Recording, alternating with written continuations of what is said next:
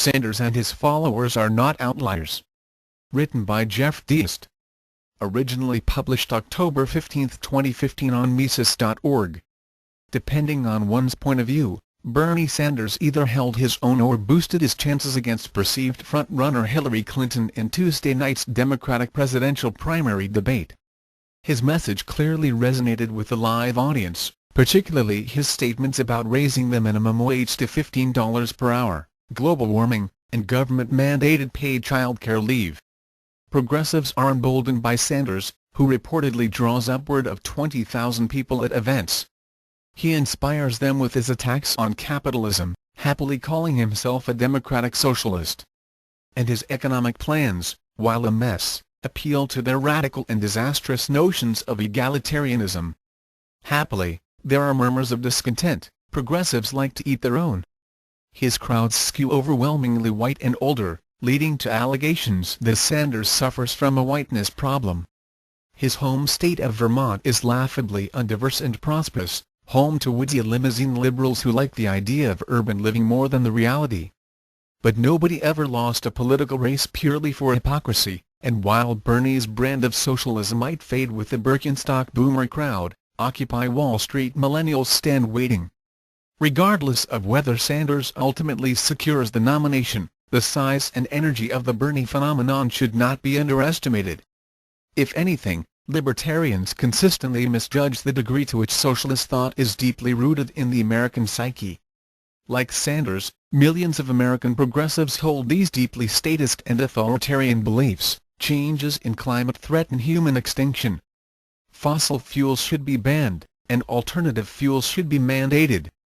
Wealth and income should be forcibly redistributed. No individual should earn more than a set amount of money each year. Welfare and entitlement programs should be vastly increased. Whole industries, healthcare, education should be nationalized, while others, energy, banking should be regulated to the point of de facto nationalization. Some form of global government should be installed. A global wealth tax should be implemented. Private ownership of firearms should be banned. Anti-discrimination legislation should be applied to private religious organizations. Racial, gender, and sexual orientation quotas should be mandated on both public and private employers. Certain types of speech should be criminalized. Certain criminals should be subjected to greater penalties if motivated by hate. Social justice should be pursued by any means necessary. And government should attempt to engineer equality of outcomes. These ideas, and the people who hold them, are not outliers in America.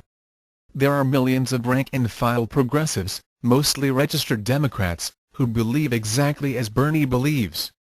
They may prefer to vote for Hillary Clinton purely as a tactical matter because they are unsure the country is ready for full socialism, or because they think Hillary has a better chance of beating the hated Republicans in the general election. But average progressives and Democrats agree with Bernie Sanders across the board, whether they plan to vote for him or not. Do average Republicans and conservatives agree with Ron Paul? Do most registered Republicans really advocate eliminating income taxes, abolishing entire federal agencies, repealing the Federal Reserve Act, ending all foreign interventions, and drastically downsizing the U.S. military? Are most conservatives, in their hearts, radically anti-state? The answer is no. Most conservatives are only nominally less statist, often more corporatist, and almost invariably more militarist than progressives. The reason is simple, though we tend to forget it. The 20th century was a radically progressive century. Income taxes, central banking, social insurance schemes, demand-side Keynesian economics, and Wilsonian internationalism, all radical ideas, have become entrenched articles of faith over the past 100 years. When we talk about politics or economics today, we do so within a thoroughly progressive framework.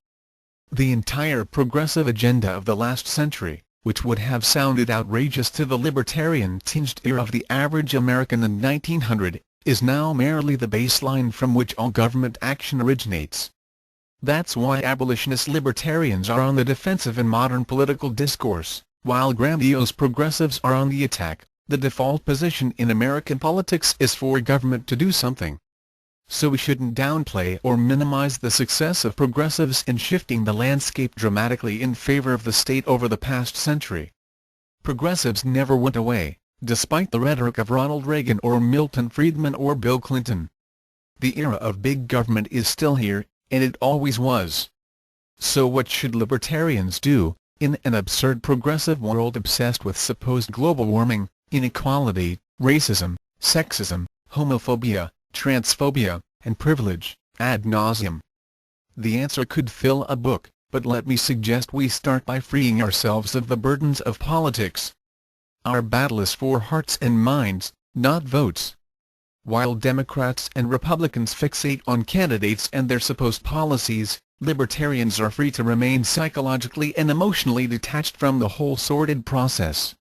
And with that detachment comes freedom, the freedom to inspire, educate, and influence other people of goodwill without the divisive cloud of partisan politics creating suspicion and distrust. Once people know you are not simply making arguments to support your guy, or any guy, they tend to view you more impartially and hence more favorably. A new era of liberty, peace, and prosperity will not be won at the ballot box. It will be won at ground level, individual by individual, as progressive ideas crumble in the face of unsustainable government debts, unsustainable government wars, and unsustainable government entitlements.